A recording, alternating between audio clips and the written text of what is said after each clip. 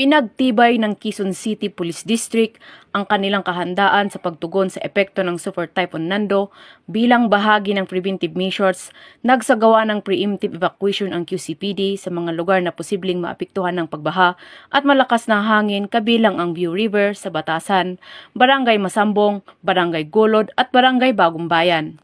Kasabay nito, nakadeploy ang Search and Rescue Team ng District Mobile Force Battalion sa Quezon City Disaster Risk Reduction and Management Office upang masiguro ang mabilis na koordinasyon at agarang aksyon sa oras ng emergency.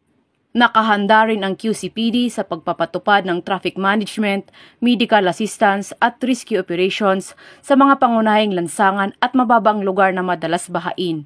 Nakaantabay din ang kanilang mobility assets at komunikasyon para sa mabilis na operasyon. Ayon kay Police Colonel Randy Glenn Selvio, Acting District Director ng QCPD, tuloy-tuloy ang kanilang pakikipag-ugnayan sa QCDRRMO, Bureau of Fire Protection, barangay officials at iba pang ahensya ng pamahalaan upang matiyak ang kaligtasan ng mga residente.